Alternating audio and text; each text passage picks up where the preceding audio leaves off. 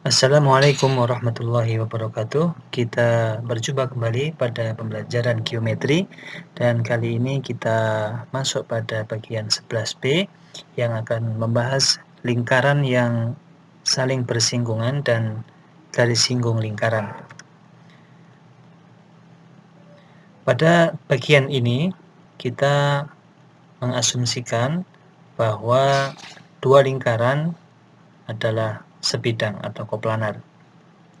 Meskipun lingkaran-lingkaran yang konsentris itu tidak berpotongan, tetapi mereka berbagi pusat bersama atau memiliki satu titik pusat untuk dua lingkaran tersebut.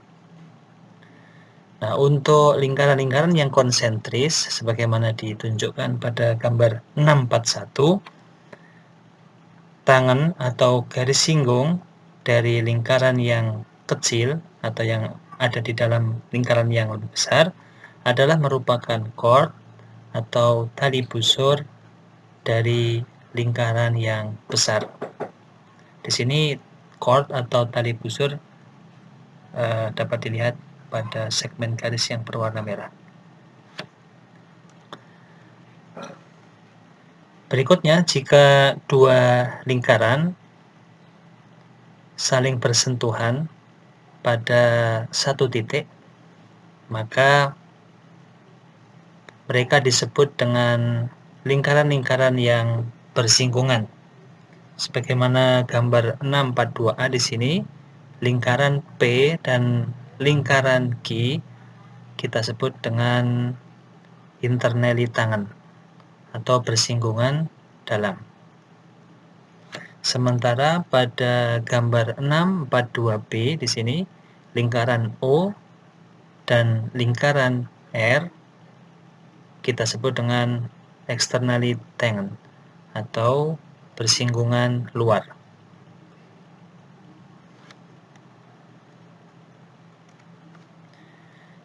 Kita masuk ke definisi dari garis pusat dua lingkaran. Untuk dua lingkaran dengan titik pusat yang berbeda, the line of centers kita artikan dengan garis pusat adalah merupakan garis atau segmen garis yang memuat kedua titik pusat lingkaran tersebut. Sebagaimana definisi tadi, maka garis atau segmen garis di sini, line segment joining the centers yang menghubungkan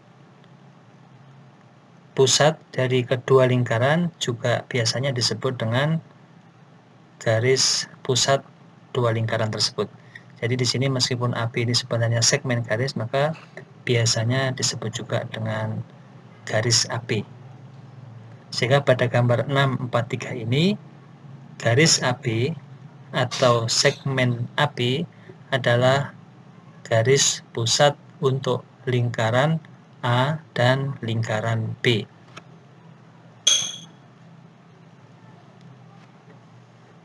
Berikutnya kita masuk ke garis singgung persekutuan lingkaran.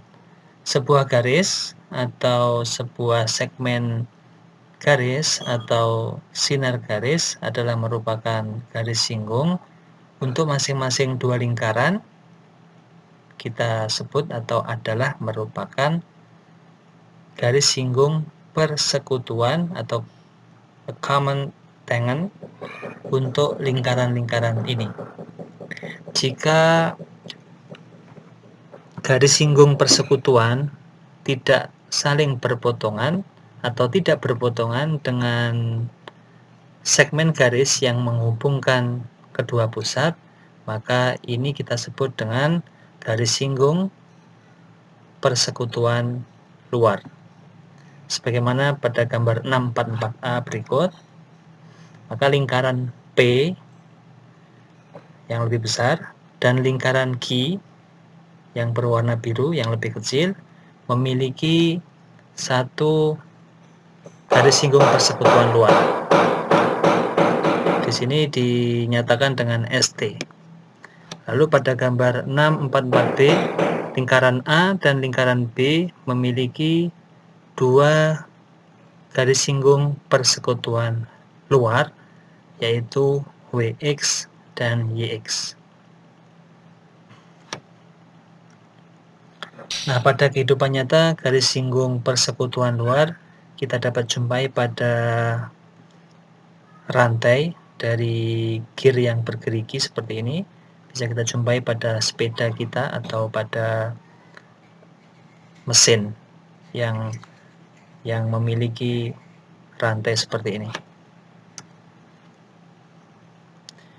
Jika garis singgung persekutuan dari dua lingkaran berpotongan dengan garis pusat atau segmen garis yang menghubungkan kedua pusat dari kedua lingkaran, maka ini disebut dengan garis singgung persekutuan dalam untuk dua lingkaran. Sebagaimana pada gambar 645A, DE merupakan garis singgung persekutuan dalam untuk kedua lingkaran yang bersinggungan luar O dan R. Sementara pada gambar 645B, AB dan CD, garis AB dan garis CD adalah merupakan garis singgung persekutuan dalam untuk lingkaran M dan lingkaran N.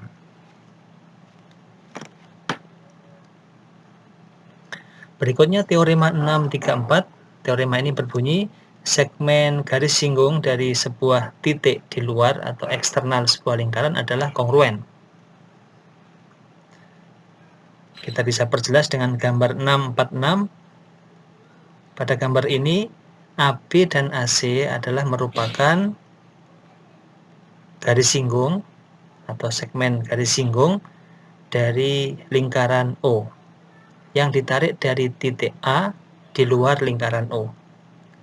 Kita akan buktikan bahwa AB kongruen dengan AC atau panjang AB sama dengan panjang AC. Kita mulai pembuktian. Diketahui bahwa lingkaran O memiliki dua garis singgung yaitu AB dan AC. A di luar lingkaran O. Kita akan buktikan bahwa AB kongruen dengan AC. Langkah pembuktiannya, kita bisa hubungkan BC atau kita bisa membuat atau menggambar segmen BC. Maka dari dua titik yang dihubungkan ini atau dengan terbentuknya segmen BC ini, maka sudut B atau ABC ukurannya adalah setengah dari ukuran busur BC. Ini sesuai dengan koroleri 642 pada kasus yang kedua. Kemudian ukuran sudut C adalah setengah dari ukuran busur BC juga. Sama, kita menggunakan koroleri yang sama. Maka karena keduanya nilainya adalah setengah dari ukuran busur BC, maka sudut B kongruen dengan sudut C. Ini dikarenakan keduanya memiliki ukuran yang sama, yaitu masing-masing adalah setengah dari ukuran busur BC. Maka mudah dipahami karena segitiga ABC, sudut B dan sudut C-nya kongruen, maka sisi di hadapan dari kedua sudut itu, yaitu sisi AB dan sisi AC, atau segmen AB dan segmen AC adalah kongruen. Berikutnya adalah contoh lingkaran sebagaimana ditunjukkan pada gambar 648, berada di dalam segitiga ABC dengan panjang sisi AB adalah 9 satuan, BC 8 satuan, dan AC 7 satuan. Temukan panjang dari AM, kemudian panjang dari BM atau MB, dan panjang dari CN.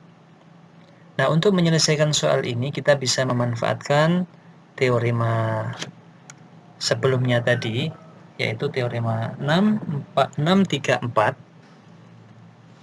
Kita lihat bahwa A, B, C merupakan titik-titik di luar lingkaran ini, maka panjang garis singgung atau segmen garis singgung BM dan BN sama, kita misalkan Y, AM dan AP sama panjang, kita misalkan dengan X, dan segmen garis singgung CN dan CP sama panjang, kita misalkan Z.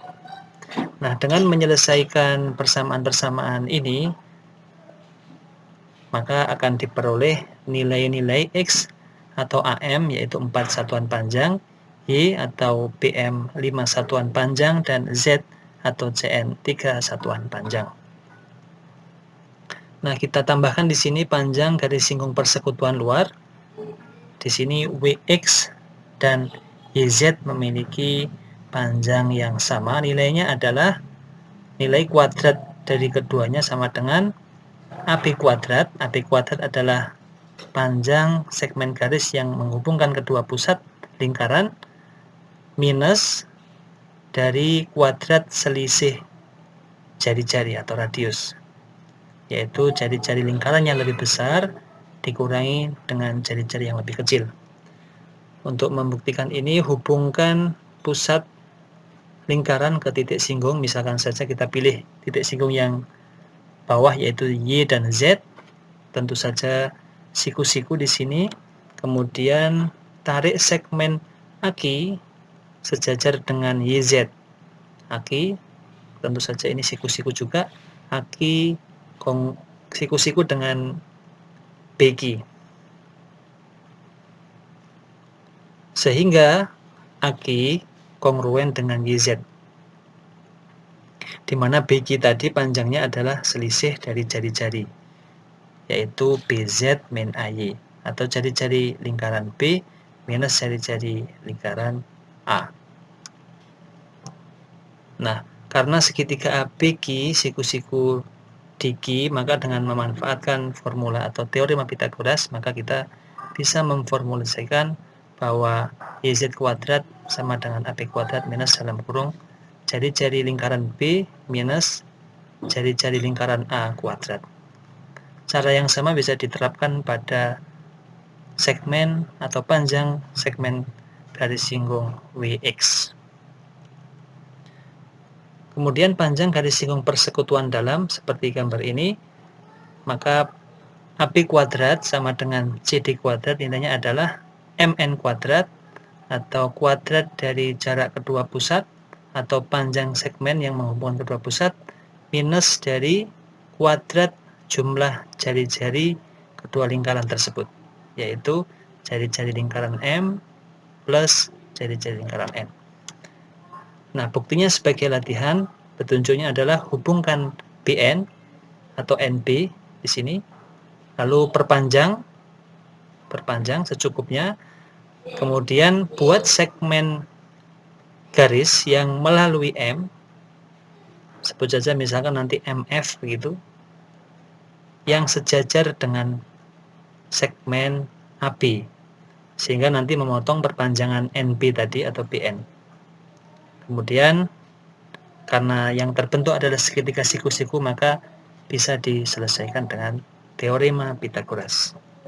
Demikian yang bisa saya sampaikan. Terima kasih atas perhatiannya. Assalamualaikum warahmatullahi wabarakatuh.